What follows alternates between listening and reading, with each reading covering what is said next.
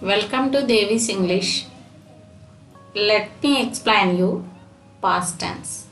Past టెన్స్ని ఎలా వాడతాం, ఎప్పుడు వాడతాం అనేది ఈ వీడియోలో మీకు క్లియర్గా చెప్పబోతున్నాను.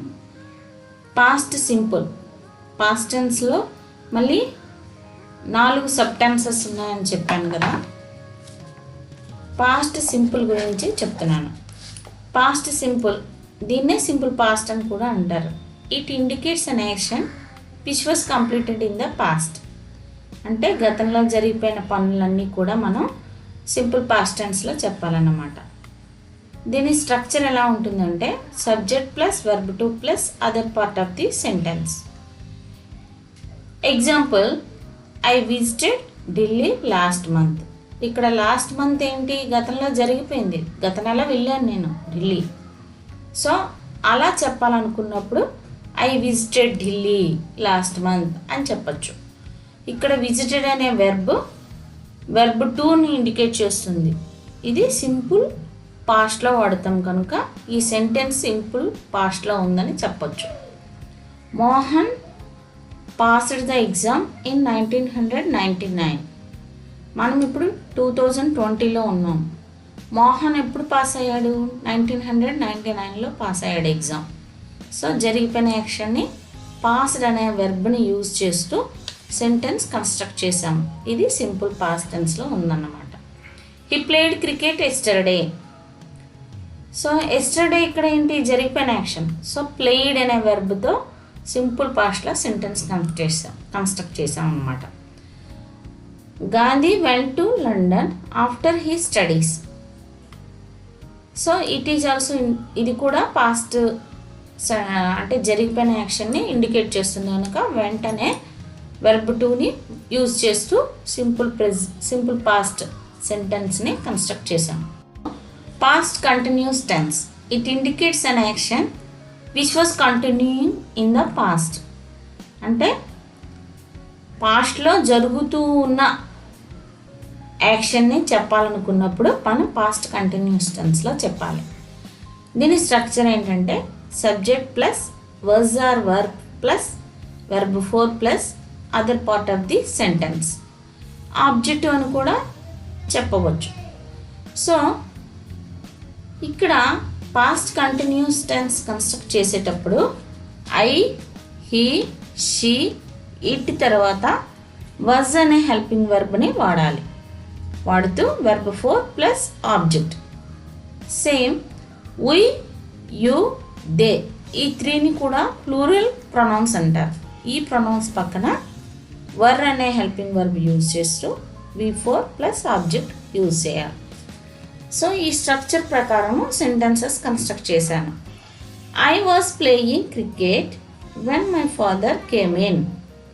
అంటే మా డాడీ వచ్చేటప్పుడు, మా ఫాదర్ వచ్చేటప్పుడు నేను క్రికెట్ ఆడుతూ ఉన్నాను. ఫాదర్ రావడం పాస్ట్ యాక్షన్, ఆ టైంలో నేను ఆడుతూ ఉన్నాను. 2 కూడా పాస్ట్ యాక్షన్సే. ఒకటి కంటిన్యూస్ యాక్షన్, ఒకటి జరిగిపోయిన యాక్షన్. 2 కూడా పాస్ట్లో జరిగాయి, కానీ ఒకటి సింపుల్ పాస్ట్లో జరిగింది, ఒకటి పాస్ట్ కంటిన్యూస్లో జరిగిందని చూపిస్తున్నాం. అంటే ఫాదర్ వచ్చేటప్పుడు నేను క్రికెట్ ఆడుతూ ఉన్నాను, అది మీనింగ్ వస్తుంది ఇక్కడ ఈ సెంటెన్స్కి. She was watching TV when the telephone rang. అంటే టెలిఫోన్ రింగ్ అయ్యేటప్పుడు నేను ఆమె టీవీ వాచ్ చేస్తుంది. సో ఆమె టీవీ వాచ్ చేస్తున్నది అన్నది continuous action. So sentence continuous టెన్స్లో, పాస్ట్ కంటిన్యూస్ టెన్స్లో కన్స్ట్రక్ట్ చేయడం జరిగింది. They were sleeping when the telegram arrived. Telegram వచ్చినప్పటికీ వాళ్ళు పడుకొని ఉన్నారు. వచ్చినప్పటికీ అంటే వచ్చేసింది, అరైవ్డ్. సో దట్ ఒకటి పాస్ట్లో జరిగింది, ఒకటి ఆ టైంలో జరుగుతున్న కంటిన్యూస్ యాక్షన్ తెలియజేసేటప్పుడు మనం పాస్ట్ కంటిన్యూస్ టెన్స్లో సెంటెన్స్ కన్స్ట్రక్ట్ చేస్తామన్నమాట. Past perfect tense. It indicates an action which had been completed before another action completed. అంటే ఒక యాక్షను 2 యాక్షన్స్ కంప్లీట్ అయిపోయి వాటిని కన్స్ట్రక్ట్ చేసేటప్పుడు ఒక యాక్షన్ ముందే కంప్లీట్ అయిపోతుంది. ఒక పాస్ట్ యాక్షన్ కంప్లీట్ అవ్వక ముందే ఇంకొక పాస్ట్ యాక్షన్ కంప్లీట్ అయిపోతుంది. అలాంటప్పుడు మనం పాస్ట్ పర్ఫెక్ట్ టెన్స్ని వాడాలి. స్ట్రక్చర్ ఏంటంటే subject plus had plus verb 3 plus object. ఇక్కడ సింగులర్ పక్కన ప్లూరల్ పక్కన కూడా హ్యాడ్ అనే హెల్పింగ్ వర్బ్ని యూజ్ చేయాలి. Example, he gave the questions to the anchor after he had corrected them. ఇక్కడ he gave the questions అతను క్వశ్చన్స్ ఇచ్చాడు యాంకర్కి. ఎప్పుడు ఇచ్చాడు? అతను కరెక్షన్ చేసేసాక. ఇచ్చాడు అనేది past action, gave the questions అనేది పాస్ట్ యాక్షన్. అంతకుముందే కరెక్ట్ చేసి ఇచ్చాడు అనేది had corrected them. After he had corrected them, he gave the questions to the anchor. అంటే ఒకటి ముందు జరిగిపోయిన పనిని తెలియజేస్తుంది హ్యాడ్ కరెక్టెడ్ అనేది. గేవ్ అనేది తర్వాత జరిగిపోయే పనిని తెలియజేస్తుంది. కానీ రెండు యాక్షన్స్ కూడా పాస్ట్లో జరిగినవే. సో ఒకటి సింపుల్ పాస్ట్లో, ఒకటి ఎర్లియర్ పాస్ట్ యాక్షన్ అని అంటారు. They had discussed the matter before they took the decision. took the decision అనేది వాళ్ళ డెసిషన్ తీసుకున్నారు అని తెలియజేస్తుంది. took the decision అనేది ఎప్పుడు తీసుకున్నారు?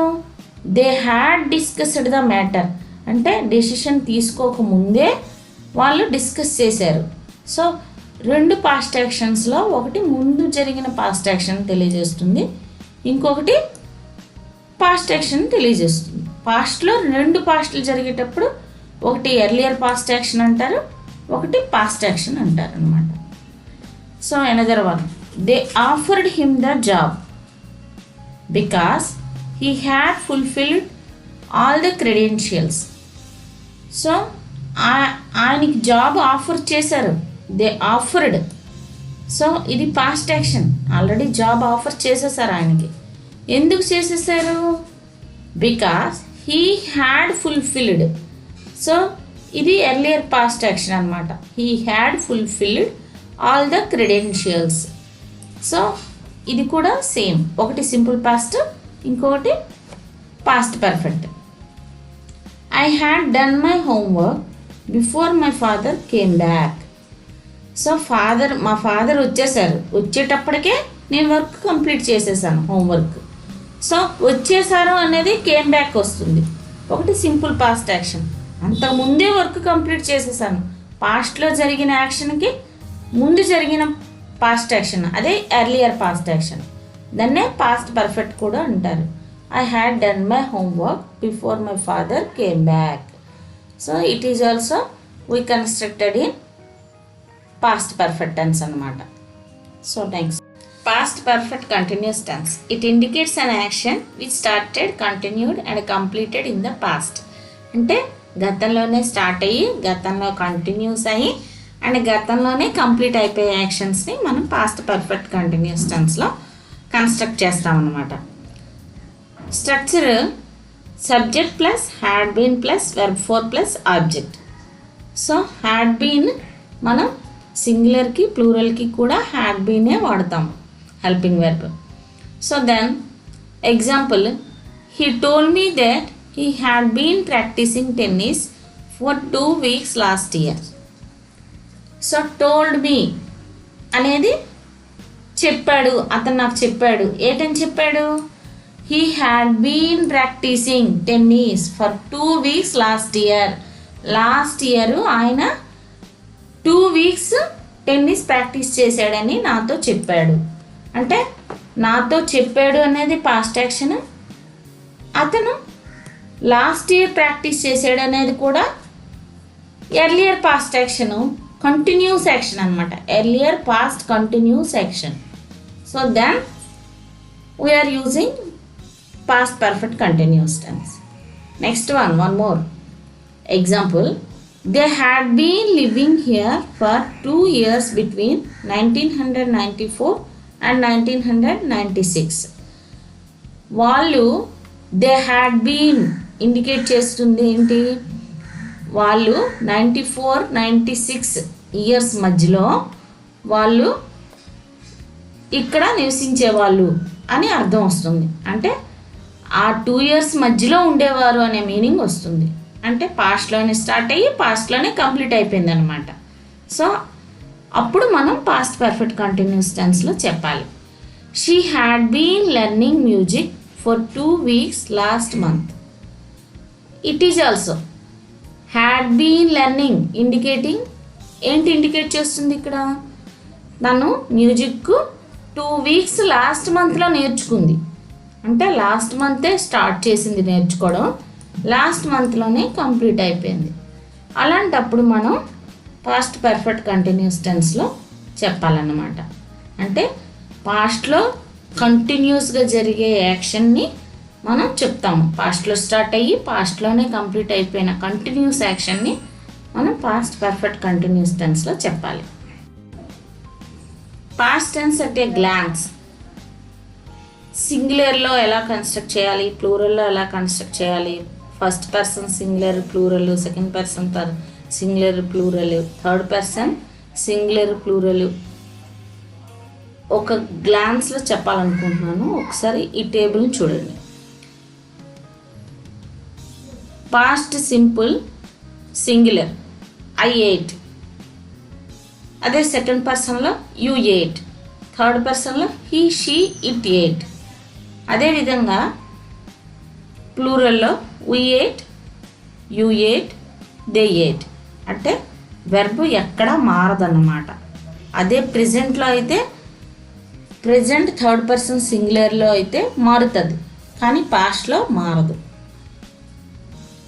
3 పర్సన్స్లో కూడా ఒకటే వెర్బ్ వాడతాం. Continuous tense. Past continuous singular I was eating, you were eating, he was eating. So ఇక్కడ మీకు కన్ఫ్యూజన్ రావచ్చు. ఇక్కడ you were eating, you singular కదా, యూ వర్ ఈటింగ్ ఎందుకు మేడం యూజ్ చేశారని. యూ పక్కన ఎప్పుడు కూడా సింగులర్ హెల్పింగ్ వెర్బ్ వాడకూడదు. అది సింగులర్ అవని ప్లూరల్ అవని వర్ అనే హెల్పింగ్ వెర్బే వాడాలి, ప్లూరల్ హెల్పింగ్ వెర్బే వాడాలి. And plural we were eating,